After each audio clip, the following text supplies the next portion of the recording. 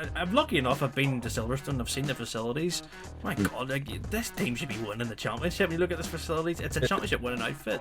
I'm sorry, Aston cannot be considered a serious World Championship winning outfit with Lawrence Stroll driving one of the cars. Everyone's billing Aston Martin up as being this potential World Championship team from the offset next year. In reality, that might not happen.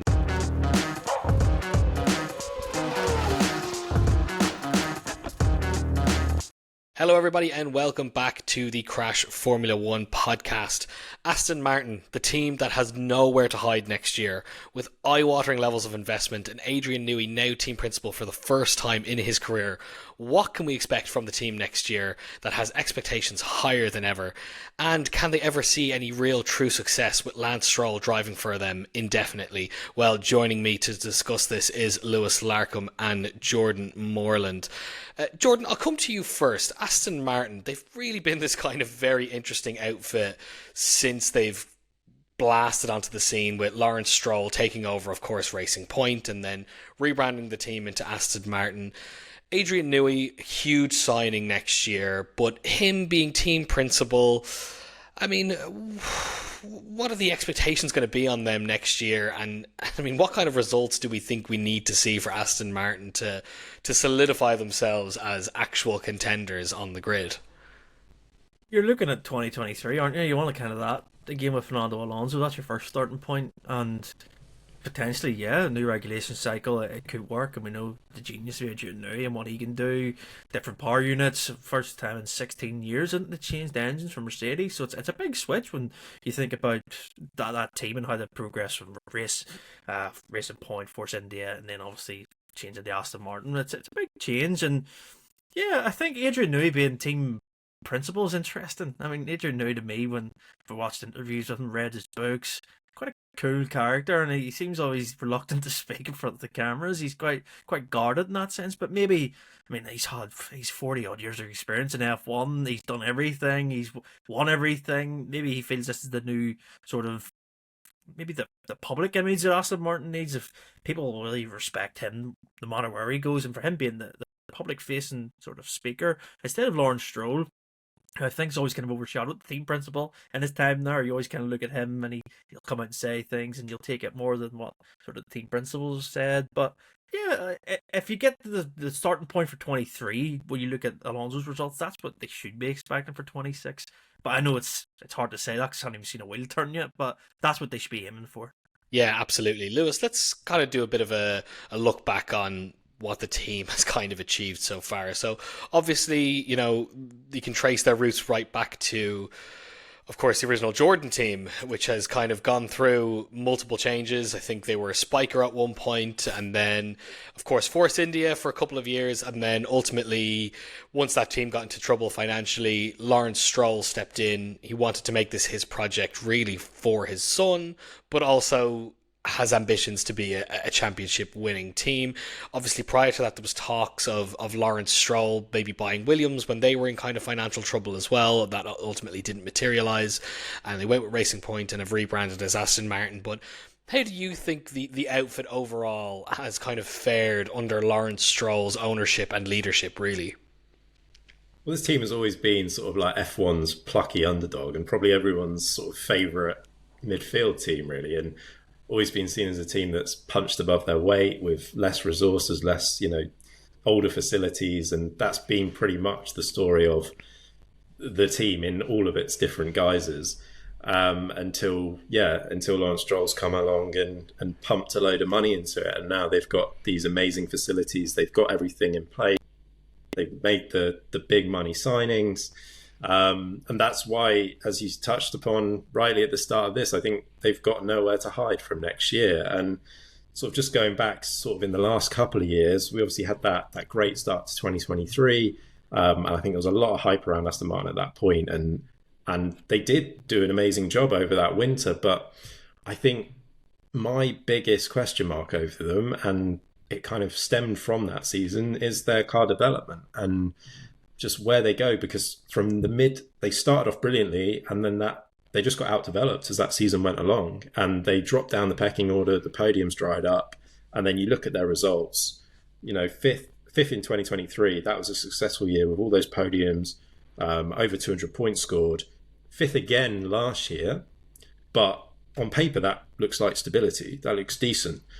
But actually they scored less than half the amount of points and 0 podiums. So when you look into it and dive into it, it actually is a bit of regression rather than progress.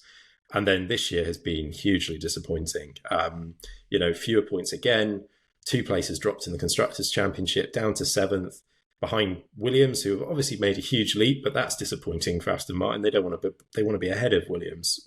They've outlined their ambitious goals to be world champions and a front-running team in the next few years. To be leapfrogged by Williams and also Racing Bulls will be a huge disappointment. I think this year they've largely been spared by Alonso's heroics, which also was kind of true in 2023 with that run of, 7 podiums or 6 podiums in the first 10 races or something remarkable like that. And we were even talking up Alonso as being a potential sort of outsider for the World Championship, and it obviously all kind of fell away. I think fundamentally they've been plagued by this lack of car development, the development issues that have been ongoing. Now, obviously, Adrian Newey's come in and in many senses probably will correct that. They've also got the facilities fully functional and up and running, the new wind tunnel's operational now. So you can look to that in terms of the coming years and say, well, they probably will correct this. But, we had Dan Fallows, highly rated from Red Bull, come in, swiftly removed because he couldn't figure it out. Now they have the legendary Adrian Newey. They have everything ready to go. We've got Honda coming on board for 2026. There's really nowhere to hide. They have to make progress this year. Now, I think we should probably temper expectations. Like, they could come out of the blocks and be the team to beat, and what a story that would be. I think everybody would find that a very exciting, fascinating storyline with Adrian Newey design car, Fernando Alonso at 44, potentially fighting for the World Championship. It would be a great story. I think more realistically, you've got to just be looking at they need to be making progress in the championship, and they need to be fighting for podiums in 2026 and 2027, and maybe wins 2027, potentially getting that win. Certainly by sort of 2027, 2028, they need to be looking at solidifying themselves as a front-running team if they're going to meet these lofty ambitions that they've set. Anything less, considering all of the signings, all of the talk, all of the hype, the investment, I think anything less than that is a failure. If in halfway through next year they're still in a similar position to now, it's a bit of a disaster, really. I'm just not convinced by Aston Martin. I just can't, for some reason, get convinced by the whole project. Yes, Adrian Newey coming on is amazing. There's no doubt about that. But there's been so many changes that it's a team that's in constant flux, and almost like there's too many chefs in the kitchen. And even Adrian Newey becoming team principal, he's the 4th team principal in 4 years, and they just don't seem to know what they're doing with their team principal.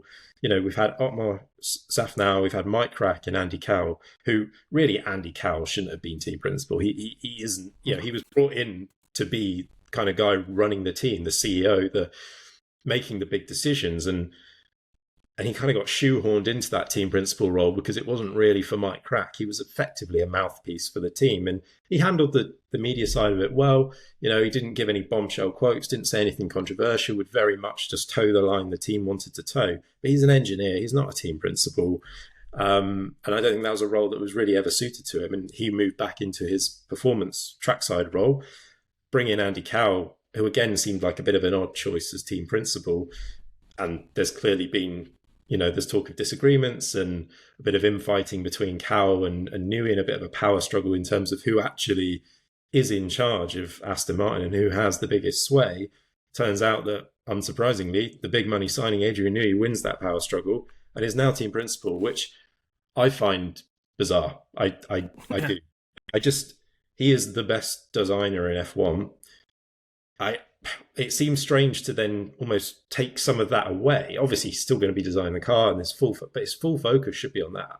He shouldn't be dealing with media and all of that side of it, which maybe Aston Martin will bring out perhaps Mike Crack again to field the media side of things. Because as Jordan said, Newey's a very quiet figure publicly. He's never been somebody who wants to be centre stage and up front in front of the cameras and taking all the plaudits and fielding the stupid questions that we ask as journalists. Like, that has never seemed to be something that appeals to him. So I wonder if more of it's just a bit of a placeholder thing. It's a bit of a status thing rather than he's going to be the team principal. Say he will probably lead the decision making and take on that aspect of it. And I think from that side, he's gained enough experience over the years, through that wealth of experience at championship winning teams, that he'll know how things need to run and he can make those decisions behind the scenes. But in terms of what you see sort of up front, I'd be very surprised if he takes on that kind of hands-on team principal role when he's ultimately there to design race-winning cars, which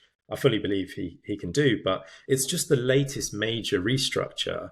And the whole thing is just a bit of a mess to me. You need people to be in the best positions. And is team principal really the best position for Adrian Newey to be in? I don't know. Does it detract from what he's so good at?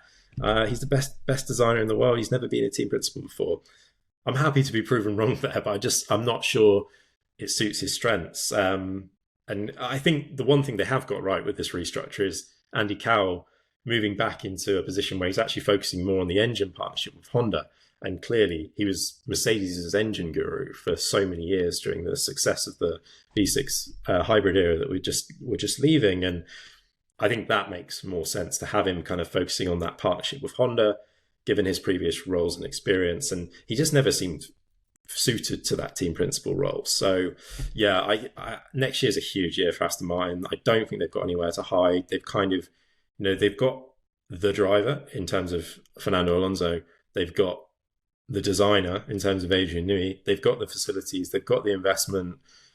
They need to deliver now. The kind of talking needs to stop, and we need to actually see some progress. And I think that's the key. There needs to be progress next year. It might not be winning races and maybe not even on the podium. I think they'd be a bit disappointed if they don't maybe get a podium next year, but ultimately there needs to be some progress. Yeah, I mean, Jordan, you touched on this. 2023 was kind of seen as this blockbuster year for Aston Martin. Obviously, they had signed Fernando Alonso after Sebastian Vettel announced his shock retirement. And I think it's fair to say the Vettel years were a little bit underwhelming as well. Obviously, a huge signing for them. But, I mean, arguably, Vettel was kind of already in his kind of more checked out phase of his career post Ferrari at that point, and he wasn't driving at the level he was driving at in his early point in career. But bringing in Fernando Alonso also came in tandem with them having a really strong package in 23. Ultimately, the fact that they were pulling in podiums weekend in and out, at one point it looked like Fernando Alonso might have taken pole at Monaco, and that could have been a win for them in that first year. And ultimately, obviously, Red Bull had dominated the entire year, but they slipped right back down to fifth in the constructors, and they couldn't sustain the development path.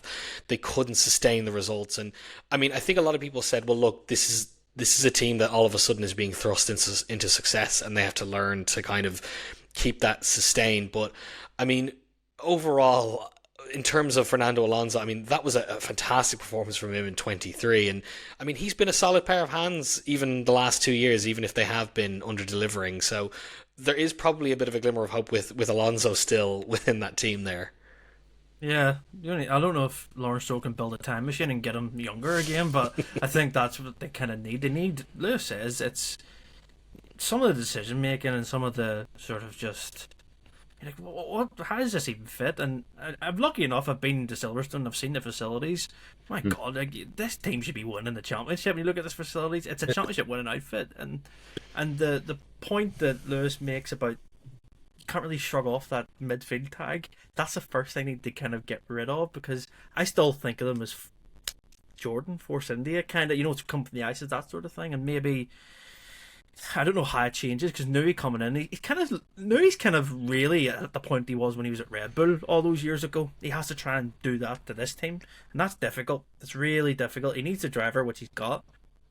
Talk about the other driver in a bit, but I don't think that the structure is complete yet. I feel like they're missing something. I don't know what it is. If it's a team principal, as Lewis says, if it's someone else, if it's another driver, I don't know, because the results have been so up and down. Yeah, there's been no consistency with the team, and as you said, Lewis, bringing in Adrian Newey was obviously seen as a fantastic move from the team. Obviously, he's a lot older now, but he's still as hungry as ever to kind of.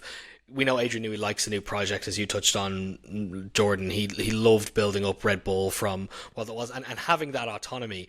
There is a level, though, as does he have too much autonomy now? I mean, he's never been a team principal before. He all of a sudden will have to make decisions on things that he's never really had to worry about in the past. And I think that's why, in a way, the Red Bull combination of him and Horner worked really, really well. You know, Newey was allowed to just work away and do whatever he wanted on the technical side and bring in whoever he wanted and instruct that and create that structure that he was allowed, and that allowed him that autonomy. But he didn't have to deal with sponsors, he didn't have to deal with media, and all of a sudden that's going to take up a huge chunk of his time. So it does feel like a weird move from Aston Martin. And also I'm potentially surprised that Newey wanted this role. He wanted the team principal role as well, but yeah, I think did he have a choice, as I'm going to say? Well, I don't know.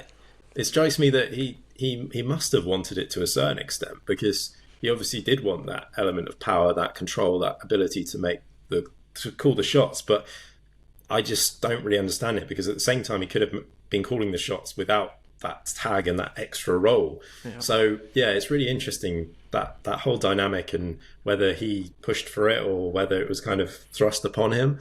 I don't see why he would have been forced into doing something he didn't want to do, when he is the key signing to all of this. He is kind of the man they brought in to kind of fix all of their problems, and seen as sort of the messiah type figure that he's being branded as. And I think that comes with a lot of pressure as well. Like, obviously, you know, I don't doubt Adrian Newey's abilities at all, and I think anyone would be, you know, stupid too. Like, his track record speaks for itself. He's the greatest designer of all time. There's no doubt about that. He's got the experience. Like, he has the right to come in and kind of, everyone should be listening to what he's saying, because he's been there, done it, got the t-shirt several times. And I just don't know. I do think there's an element of pressure with it too. It's interesting that, you know, fair play to him. He's gone in and taken this role on, but if it doesn't go well, people are going to start looking at it and, like, because everywhere he's been, he's managed to turn a car into a championship-winning car. Like, will it happen again? We don't know. There's obviously the power unit side to it as well with Honda. That's a big part of this too. We know it's interesting. There have been some murmurings in, you know, recent months that things aren't going particularly well on the Honda side of things, which we kind of assumed Aston Martin were getting a great deal here, because they're taking on Honda power units. They're becoming the works team. They're the only team supplied by Honda, so they're getting all of the expertise, all of the knowledge. Everything is at their control. And as we've known, Honda have, after that disastrous start when they returned to F1 in sort of 2015 with McLaren and it all went wrong, they built themselves up to having the, you know, one of, if not the strongest, best power unit in F1. But there's been a few murmurings, again, you know, all speculation at this stage. We don't know for certain, but it's been a bit of talk that things aren't necessarily going as smoothly as they would have liked from the power unit side of things. And then you wonder, do you get into a situation, almost kind of the irony of a situation of where Adrian Newey could produce this race-winning, incredible chassis from the aero side of things, but could the power unit let the car down, like we saw with the Red Bull years, where actually Red Bull probably had the best chassis around that 2016, 2017, 2018 phase, but the power unit was rubbish, and they just couldn't compete because the power unit was letting them down. I mean, it would be quite an irony if that were to kind of, history were to repeat itself there. Hopefully that won't be the case, and all these rumours are just talk and it's not true, and Honda do produce a good power unit again. But I do think there's a big pressure that comes with this, and like, as I said, fair play to Newey to take that on. But I'm still a bit sort of baffled by this whole situation and how the concept is going to work of him being team principal. I do think ultimately the sponsorship side of it, the political side of it, the media side of it, they probably will have other people. There's enough people in that team and organisation who've got that experience to feel those parts of the job that he probably isn't necessarily naturally suited to, but also probably doesn't want. And I think he's got the power to do what he likes ultimately. I think on that, Ben, I mean, we need to get onto the driver situation. I mean, ultimately, the team was bought to fulfill Lawrence Stroll's goal of making his son Lance world champion. We know that Lance Stroll is probably one of the most criticised drivers on the grid. I mean, ultimately, I think there's times where he can be a fine driver, but I mean, he's been in the sport for nearly 10 years now, I believe, and he just is not world championship level. Everyone can see that from the outside. I'm not saying that he's terrible, but this was a huge part of his project, Jordan, and it's probably going to be one of the core things that could potentially hold the team back, even if they are, somewhat successful next year. I mean, for someone like Adrian Newey, I wonder, how does he navigate that? I mean, ultimately, Lawrence Stroll has paid all this money for him to come onto the team. Yeah. But Newey is someone who likes working with the best drivers in the world. It's always been his kind of caveat. When you get him onto a team, he needs a world-class driver as well. And Lance Stroll is not that, essentially. And maybe it satisfies it that he has one driver, but we know that Fernando Alonso is getting up there too, and we don't know how long he'll hang around in the sport. So how do they handle this Lance Stroll situation? You can buy all the best engineers, you can get the best factory, but you can't buy talent. And that's what Lance Stroll does not have the talent that it takes to become world champion. And he peaked 5 years ago in 2020 when they had that B-spec Mercedes that was so good, and it led them to their best. I mean, I think it still is the best constructors' performance they had under Lawrence Stroll. Was it fourth place in 2020? Yeah, P4. And they got that win in Bahrain. They got the podium too, as well, with Stroll being there on it. And it was just, that was the peak of him. And I think that, how do you, like you say, the interesting aspect, how does Adrian Newey just kind of say to his boss, by the way, your son, kind of don't need him. We kind of need someone else. It's so tricky. And that's such a relevant point, though, because Fernando Alonso getting on, and I don't know how much longer he's going to go on for, a year, 2 years. This is the difficult decision they have to make. It's, are we serious here? This is essentially it, and it's, are you going to get two drivers in who can change the fortune of this team? And I always think that, Lance Stroll, he's a good driver, because you hear, I don't know if Sebastian Vettel is paid to say it, or Fernando Alonso, but they do credit how he works, but it only works for maybe 2-3 weekends a year, not 24, and that's the problem. And I think that there's such a gap between that first driver and second driver with that team, especially just had it with Alonso, that this is the part of my problem.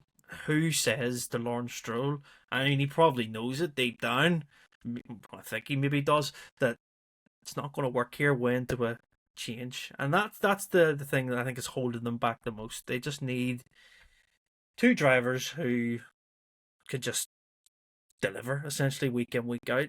But how that happens, who knows? I think this is like the other side to my issue with Aston Martin, and just not being able to take the whole operation quite as seriously as like they kind of want us to, from what they're saying. Yeah.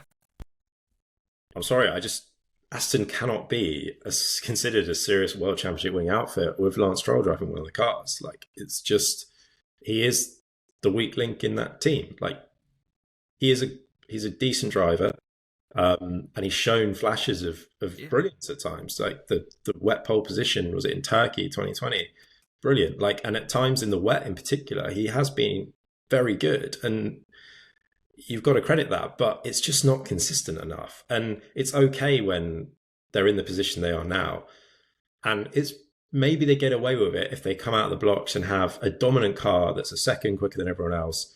I think I said before, Alonso wins every race, and Stroll probably finishes on the podium most of the time.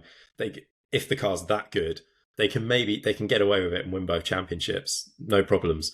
But they're going to get found out when they're in a situation where they're in a tight championship battle, and Alonso will deliver on his side, or whoever they have in that car as the kind of number one driver.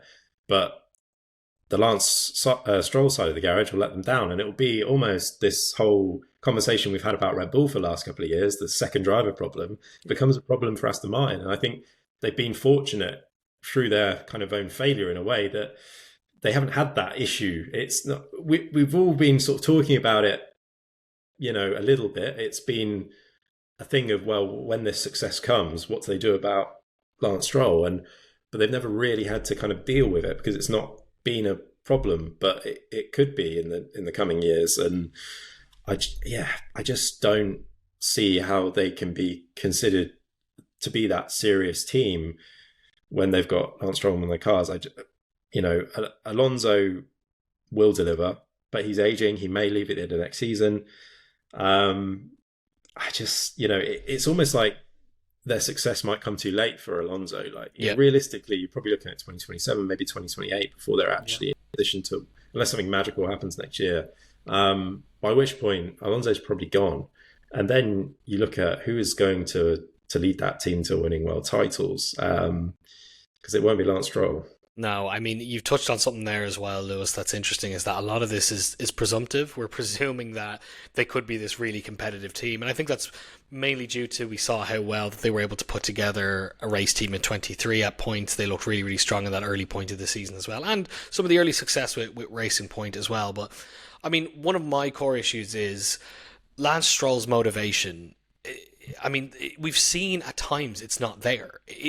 And I don't think that's an unfair criticism. I mean, I think back to Brazil last year, how he spun out on the formation lap and then immediately just drove forward in gravel. And it was almost like, I'm just not in the mood to drive this race right now. When there's 19 other drivers out there who are basically fighting for their existence on that grid every single race. They're I don't care what anyone says. When you know that you are going to be on that grid indefinitely, it is going to affect how you approach your races and your race weekends. And I think Lance Stroll just wants a competitive car. That's fair enough.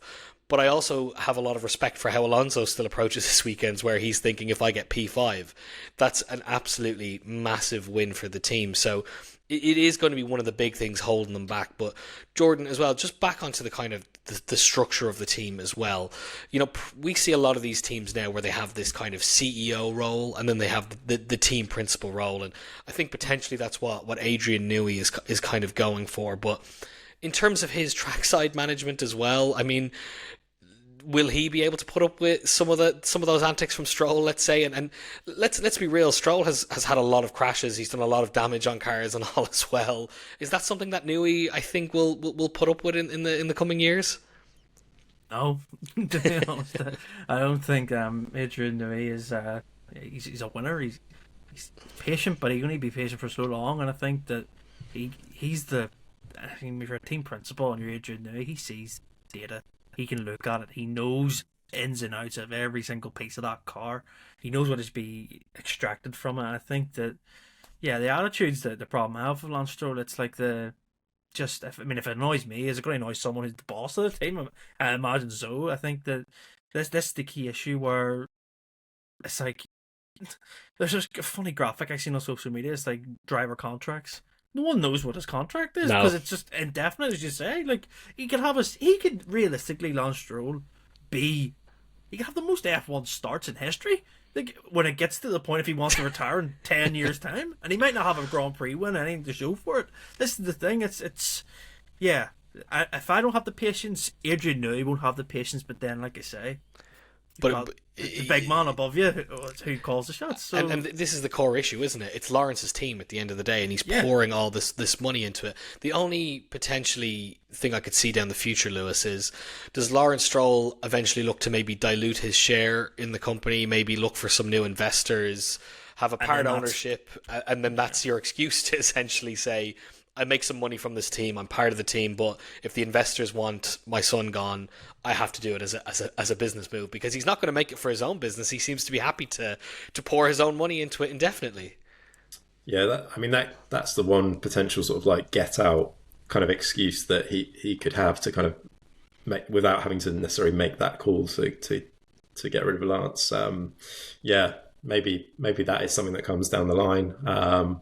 There's no suggestion that that's going to be the case, but yeah, they're just in a bit of a sticky spot. Like until, like I said, unless they're kind of dominating, it's going to be a problem for them, and it's going to become a more glaring issue. We've kind of got enough of data and stat sort of sheet to see from almost 10 years in F1 that Lance Stroll isn't cut out to be the kind of world championship winning driver unless the car is absolutely dominant and something goes wrong for his teammate. It's just hard to see where it works out for him. I think probably the only area I can kind of defend him in is like from the technical side, in terms of he does have a genuine interest in that, and I think maybe he's slightly misunderstood in terms of how he comes across in the media. He doesn't help himself, certainly, with his sometimes 3, 4, 5 word answers to the media and 30-second long interview clips we see where he just seems disinterested and grumpy at times, quite frankly. He certainly doesn't help himself. And the whole kind of label that's attached to him of, the kind of silver spoon aspect to it, I think he could do himself some more favours if he kind of changed his approach, but he obviously doesn't have any interest in doing that because he'd have done it by now. But I think from like the aspect of driving the car, like he is passionate about, and he does have an interest in, and he does love the sort of technical side. And apparently from what, I've spoken about Mike Crack about this before, and apparently in terms of within the team, he's great, and he gives them what they want, and he is very in depth with his engineering feedback and all of that side of it. But from the outset, you just wouldn't get that impression, and he's not doing himself any favors. And the team are just constantly having to sort of defend him because they clearly have to come out publicly and say, well, actually, they always make the argument of, well, he's actually quite close to Fernando Alonso. And I mean, sometimes that's true, but over the course of the season, quite convincingly outperformed by Fernando Alonso, who, even though he is, one of the greatest of all time, he is also 44 now. Still, absolutely wiping the floor with Lawrence Stroll. So, yeah. This is the problem I have, where it's like, I don't doubt that he's smarter than me, Lawrence Stroll. He knows how to drive an F1 car. I mean, you have to be a talented person to a certain extent. It would not be better as a sort of development test driver role where this would really help the team progress? Say, I don't know, ego-wise, he might not like it, but if he's such a key part of that and developing things and being able to just do it, that could be his lasting impact for that team, where he can drive them from that aspect. I think that's a better thing for him. And even if he's having zero impact on that side, the team can say what they want, because nobody... Yeah. It would be like, oh, Lance Stroll's, simulator work and that's it. Feedback and everything has been amazing. He's played such a role in helping this team become world champions. They can say that if they want. And nobody can look to his performance on track and say, well, actually, that's not the case. Because the issue is Lawrence Stroll bought this team. His ambition was to make his son world champion, and even him signing, these ex-drivers, these ex-world champions, these former world champions that he's brought on, I think they got quite lucky with their ability to sign the likes of Vettel and Alonso purely out of timing. They managed to get Vettel at a time when he was, his time was obviously clearly finished with Ferrari. He wanted to hang on to the grid for a couple of years, so great. That legitimizes the team a little bit as well. And then Fernando Alonso, obviously his relationship with Alpine had completely broken down towards the end, and he was just looking for a new option there. If Fernando Alonso goes, they don't have that luxury really coming in now. We don't have a champion who's been on the grid for a few years, who's really talented, won numerous races and won championships that can then offer their perspective. I mean, it's very unlikely that someone like Lewis Hamilton would jump from Ferrari to Aston Martin. I really couldn't see Max going to that team at this point either. And obviously now we have Lando Norris, world champion, who's young and bedded into a new McLaren project. And then ultimately the other very talented drivers, as we would say, the likes of George Russell's, your Oscar Piastris. I mean, I would imagine Aston Martin would be quite far down on their list in terms of the team that they want to join. That being said, having this Newey factor, there is a lot to say about that, even coaxing you in as a driver to say, well, Newey is there and he can produce the greatest cars ever in this sport. What's to say he couldn't do it now? But I think, as you say, Lewis, this issue, it's this dual issue of having this Lance Stroll problem where he's pretty much stuck with the team, and they're lucky that they have Alonso right now. Should Alonso go in the next year or two, and if they underperform next year, what do they even do? What is their approach? Who do they target? Who do they try to target to fill that gap? Because they know in their hearts that Lance is not going to be the guy to step up and perform as well as someone like Fernando Alonso. Well, I think the first name on the wish list is Max Verstappen. Now, whether that's achievable or not, from a financial perspective, they can throw any money at him they want. They can afford any driver. That's not a problem. I think the issue with Verstappen, we know as well that they are interested. There's been reports in the last year that suggest as much, and that they're willing to spend a ridiculous amount of money on getting Max Verstappen. I think the problem with getting Max Verstappen is he would need to see something tangible to make that move. He's not. I don't think he's certainly at the point he's at now, and particularly if Red Bull are fairly competitive next year and he's in the hunt, he's not going to gamble on a project that is not proven. I don't see that happening. Like, I think he would need to see Aston Martin being clearly either the dominant team or they've made significant progress that he trusts in that project. And there's the lure of working again with Adrian Newey, which has worked so well for him in the past. I just think otherwise, I don't see Verstappen making that move realistically. If they can't get Max Verstappen, then you've got to then start looking at drivers that are potentially disgruntled or unhappy where they currently are, or something changes in their dynamic, and you look at perhaps if Mercedes sign Max Verstappen and kick out George Russell, then George Russell's an obvious target. Again, being linked with Aston Martin in recent months as somebody they would like to target for the future. I could maybe see that move happening. But again, it's based on this set of circumstances that Verstappen goes to Mercedes. Otherwise, there's no reason for Russell to leave Mercedes, particularly if they're competitive. Charles Leclerc is the latest name who's kind of being linked to Aston Martin. That one also I could probably see more realistically happening than Verstappen or maybe even Russell, because he is clearly becoming disgruntled at Ferrari. And if Ferrari are useless again next season, maybe it is time he has to make a call on his future at the age he is, and maybe he needs to make that kind of move. And he could afford to gamble on a project like Aston Martin.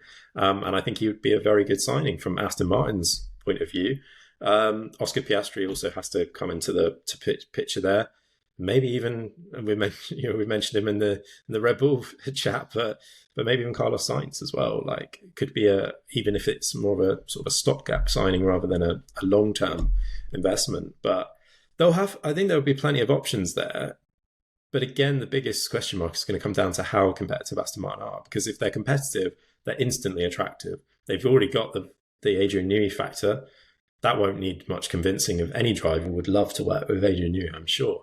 But if they're at the back of the field, nobody's going to want to join them. So it depends how competitive they are, and it depends what happens else in the driver market. Because if Verstappen moves, there's going to be a domino effect, and therefore a top-line driver is probably going to become available, and Aston Martin could be in a good position to pick one of those up.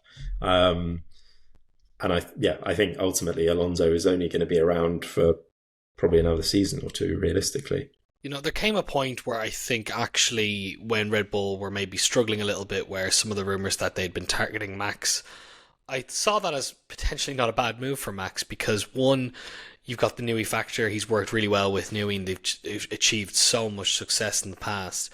And also you have the factor that he knows that Lance Stroll is never going to challenge him really, you know, weekend in and out, and he will get the priority with that team just almost by default, almost automatically. He doesn't have that lingering question mark. So I guess it's not too far of a leap to see. But Jordan, I mean, Christian Horner had been linked with the team prior. That obviously hasn't materialised, and now Newey has stepped into this role. I mean, would Christian Horner have been a good person to bring on board to that team to drive them to success, even though it doesn't seem to be the case that it's going to happen now? Yeah, if you just look at his track record, you go, of course.